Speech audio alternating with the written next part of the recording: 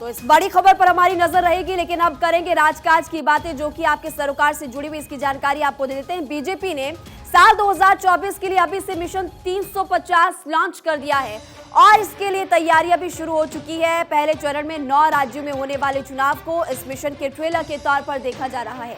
BJP को mission 350 को पूरा करने के लिए उत्तर भारत और नॉर्थ ईस्ट से ज्यादा मुश्किलें पेश नहीं आ रही और इन इलाकों में बीजेपी को मनोवांछित सफलता भी मिल रही है। लेकिन बीजेपी के लिए जो सबसे बड़ी चिंता की बात है वो दक्षिणी राज्यों में अब तक पार्टी को वो सफलता नहीं मिल पाई जो वो चाहती है। दक्षिण के राज्यों में 129 लोकसभा की सीट है, इनमें से मात्र 29 सीटें बीजेपी के पास है, 25 सीटें तो कर्नाटक से आती है। बीजेपी को मिशन 350 पूरा करने के लिए इन राज्यों से कम से कम 50 सीटें चाहिए, लेकिन इन राज्यों में रीजनल पार्टियों का बोलबाला तगड़ा है और इस वजह से तेलंगाना और केरल जैसे राज्यों से बीजेपी मनमाफिक सीट नहीं मिल पाती। लेकिन बीजेपी अपने मिशन 350 को पाने के लिए एड़ी चोटी का जोर लगा रही है, क्योंकि उनको सबसे ज्यादा भरोसा मोदी मैजिक पर है, क्योंकि पार्टी बेरोजगारी महंगाई के मुद्दे पर बैकफुट पर है और दक्षिण में हिंदुत्व विचारधारा के लिए कोई भी स्थान नहीं है।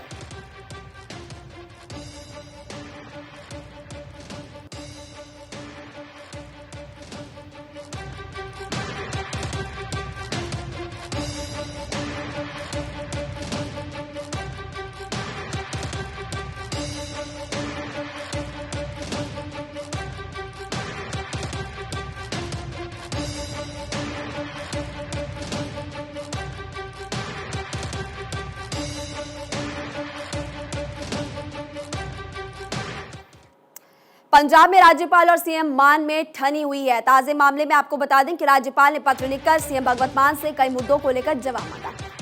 राज्यपाल बनवारी लाल पुरोहित ने सीएम भगवत मान से 15 दिनों में जवाब मांगते हुए कड़ी चेतावनी दी कि ऐसा ना करने पर वो कार्रवाई करने के लिए कानूनी सलाह लेंगे। इस पर सीएम भगवत मान ने ट्वीट करके राज्यपाल को करारा जवाब दिया। सीएम भगवत मान ने कहा कि वो राज्यपाल के प्रति जवाबदेह नहीं है, इसे ही उनका जवाब समझा जाए। राज्यपाल बनवारी लाल पुरोहित और सीएम भगवत मान के बीच टकराव लगातार बढ़ता ही जा रहा है। आपको बता दें कि राज्यपाल ने सीएम को भेजे गए पत्र में कहा था कि शिक्षकों को प्रशिक्षण के लिए सिंगापुर भेजने के लिए हुए चयन को लेकर शिकायतें मिली है। राज्यपाल ने सीएम मान से प्रशिक्षण पर हुए खर्च का हिसाब मांगा है। राज्यपाल ने पंजाब सूचना और संचार निगम के अध्यक्ष के रूप में गुरविंदर जीत सिंह की नियुक्ति को लेकर भी सवाल उठाया। राज्यपाल ने कहा कि गुरविंदर जीत सिंह के खिलाफ अपहरण, जमीन कब्जाने का केस दर्ज होने की जानकारी मिली है। राज्यपाल ने सीएम भगवत मान से कहा कि प्रशासन संविधान से चलता है, सनक और कल्पनाओं से नहीं चलता।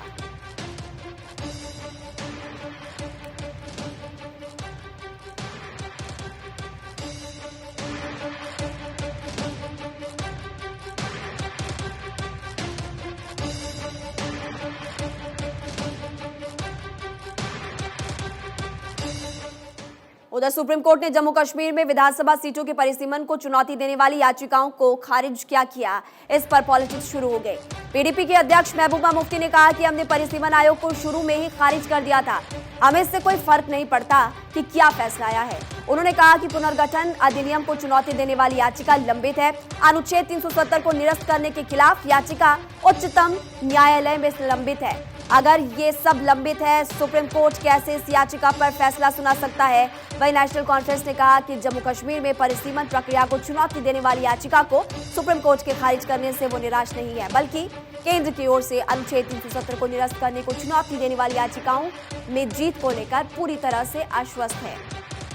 नेशनल कांग्रेस के प्रवक्ता इमरान नबी डार ने कहा कि इससे हमारा दिल नहीं टूटा, हमें यकीन है जब भी कोर्ट अनुच्छेद 370 को निरस्त करने को लेकर हमारी याचिका पर सुनवाई करेगा, हमारे पास पर्याप्त दलीलें हैं जो कि हमारे मामले को पक्ष में झुका देगी, हमारे पक्ष में झुका देगी, क्योंकि हम भारत के संविधान के बाहर कुछ भी नहीं मांग रहे हैं।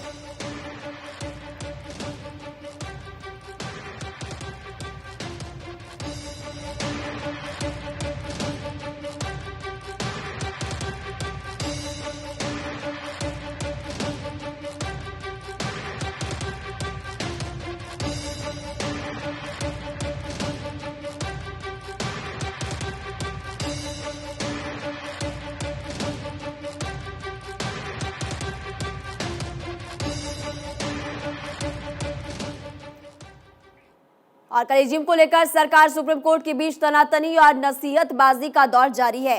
इस बार सुप्रीम कोर्ट ने कॉलेजियम केस के सुनवाई के दौरान कहा कि इस मामले पर चिंताएं अभी भी बरकरार है। साथ ही कोर्ट ने केंद्र से कहा कि वो ये सुनिश्चित करें कि उससे उम्मीद की जाती है उसे पूरा किया जाए। सुप्रीम कोर्ट ने केंद्र सरकार से कहा कि सरकार ये सुनिश्चित करे कि जजों की नियुक्ति कॉलेजियम की सिफारिशों पर हो।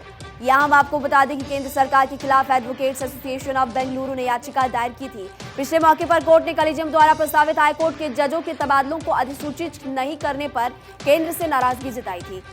सुप्रीम कोर्ट ने भारत के अटॉर्नी जनरल आर वेंकटरमणि के मौजूद नहीं रहने की वजह से 2 याचिकाओं की सुनवाई 2 मार्च के लिए स्थगित कर दी थी। इनमें से एक याचिका में आरोप लगाया गया कि केंद्र सरकार कॉलेजियम द्वारा सिफारिश किए गए नामों को मंजूरी देने में देरी कर रही है।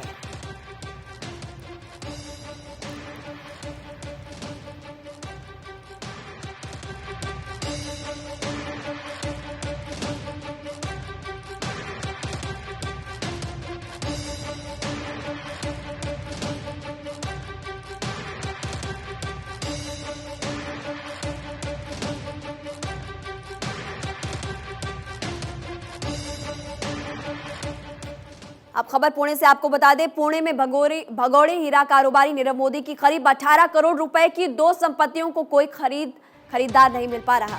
3 फरवरी को हुई नीलामी बेकार साबित हुई।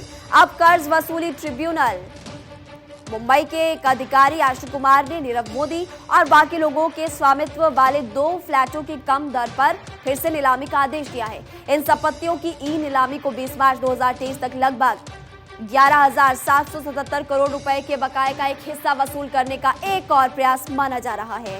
फरवरी 2023 तक पीएनबी का बकाया 11,653 करोड़ रुपए हो जाएगा, जो कि 20 मार्च तक 124 करोड़ रुपए और बढ़ जाएगा। ई नीलामी की जाने वाली संपत्तियों में हटपसर, पुणे में योपुड़े हाउसिंग स्कीम की F1 बिल्डिंग में 16वीं मंजिल पर 2 फ्लैट शामिल है। आपको बता दें कि पीएनबी ने 2 फ्लैटों के लिए 8.10 करोड़ रुपए और 8.04 करोड़ का रिजर्व प्राइस निर्धारित किया। अब ये नीलामी 20 मार्च को होने वाली है।